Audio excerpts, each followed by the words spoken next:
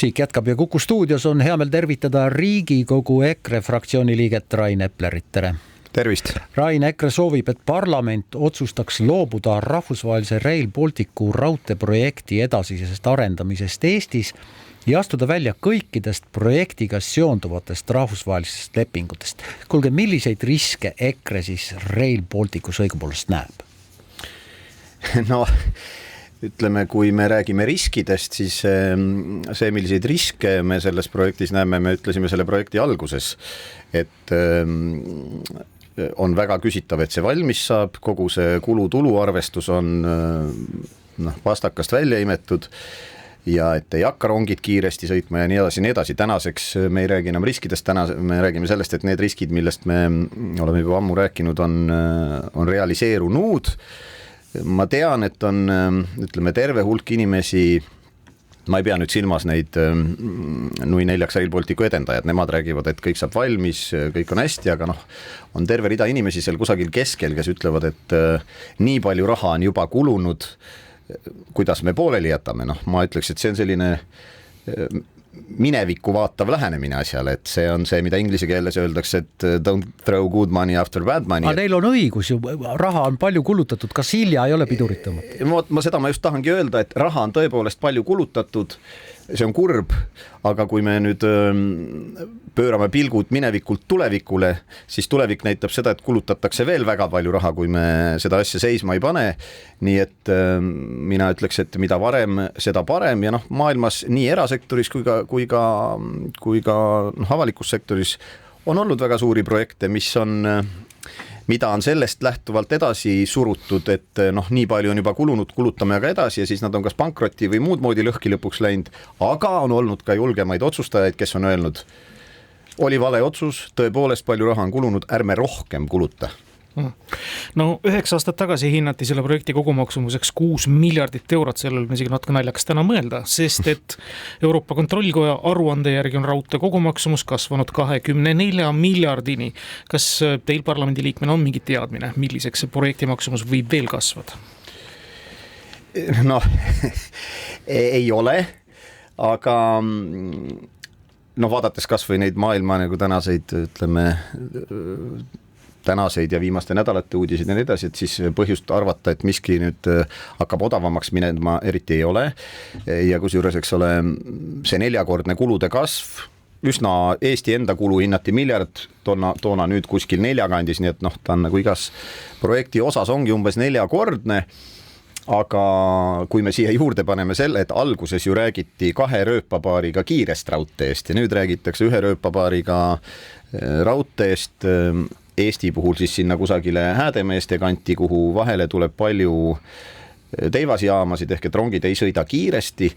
Siis kõik see jutt, kus meie valitsusliikmed siin Leis ja ka peaminister käivad kinnitamas, et lätlased teevad kõik valmis, aga kui sa Lätist otse küsid, mida ma ise olen ka Riigikogu liikmena teinud, läbi saadiku küsinud lätlastelt, kuidas seis on saanud ka ametlikud vastused, siis lätlastel siia põhja poole ei ole mitte midagi niipea juhtumas ja ka Poola minister hiljaaegu ütles ja tema on kusjuures veel raudtee taustaga, ütles, et siin nüüd midagi kiiret loota ei ole, nii et mina ei oska hinnata, kuhu need kulud võivad jõuda. Ma väga loodan, et täna leiame piisavalt toetajaid ja tõmbame joone alla sellele kulutamisele. No jaa, aga millisena näeb siis EKRE ideaalset ja kiiret ühendust Lääne-Euroopaga? Via Baltica maanteetrass ei saa olla kaubavedude ja ka julgeoleku mõistes ju võrreldav raudteega.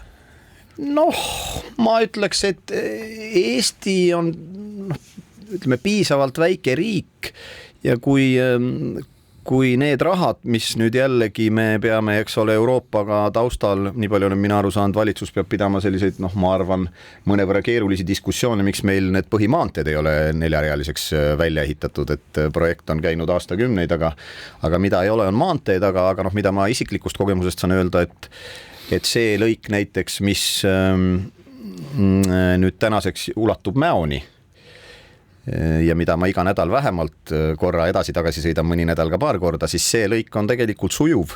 Seal saavad tempokalt sõidetud nii sõidu- kui veoautod. Pärnu suund, kuhu ma satun harvem, aga kui ma sinna satun ja näiteks kolleegide käest ka kuuled, see on tegelikult päris jube ja see ongi ohtlik, eks ole, et tema suund on ka sinna, kuhu see kaubavedu paljuski läheb, nii et mina arvan, et jällegi ärme vaata tagasi, need ei ole siiani tehtud, aga teeme need maanteed ära ja siis mõtleme ja inimeste vedamise mõttes kiire ühendus on lennuk ja kaupade mõttes kaubad liiguvad laevadega, kui pisut planeerida, siis see laevatransport on tegelikult kaupade liigutamiseks vägagi efektiivne. Räägime muudest parlamendi initsiatiividest ka. Eesti-vastased mõjutustegevused ja sellega kaasnevad riskid, vastav uurimisrühm on kas loodud või loomisel. Me saame ju enamasti rääkida ühest riigist, Venemaast, võib-olla natukene ka Valgevenest. Miks teie fraktsioon kasutab omamäärast väljendit välisriigid? Eestis ütleme see tõepoolest see nagu Vene kaardi lauale panemine on olnud populaarne ka, ma ütleks aastakümneid, aga mõtleme kas või näiteks nendele lugudele, mis ümbritsesid proteste, mis puudutasid suure tselluloositehase loomist ja lõpuks see projekt põhja lastigi. Seal mitte ainult ei sosistatud, vaid üsna kõva häälega räägiti, et Soome puiduväärindajatel on suur huvi, et eestlased seda oma 2 miljonit tihumeetrit, mis täna Soome poole liigub paberipuit, et nad seda siin koha peal ei väärindaks. Me teame kõik seda metsasõda, mis Eestis on käinud ka juba aastaid ja mis minu arust täna on jälle nagu kuumemaks tõstetud. Vahepeal justkui olid ajad rahulikumad.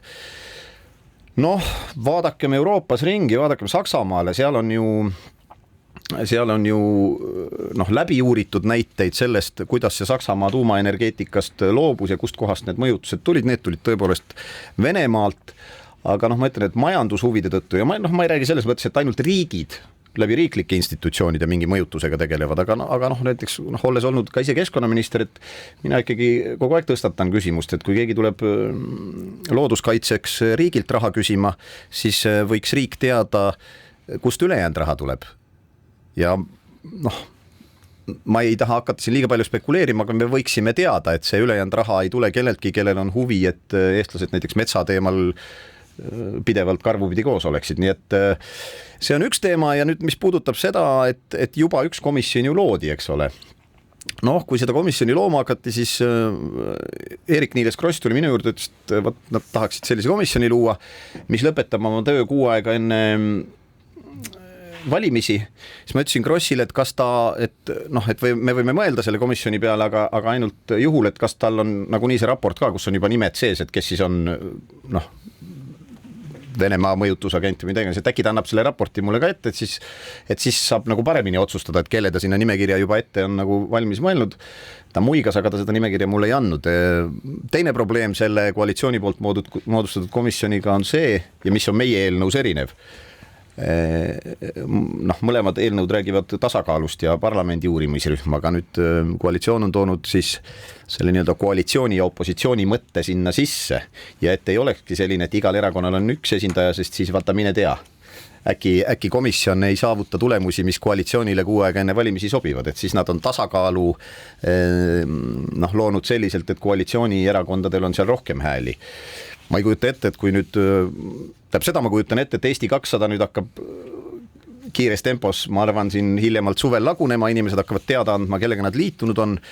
Ja siis sisuliselt jääb koalitsiooni ainult Reformierakond, et kas meil tuleb siis seadusemuudatus, kus koalitsioonierakondadel peab 2 asemel 4 kohta olema, et selles komisjonis nii-öelda tasakaal säiliks. Nii et meie eelnõu on selles mõttes oluliselt eesmärgiga luua oluliselt tasakaalustatam ja nagu laiapindsem komisjon, et vaadakem siis tõesti kõiki mõjusid.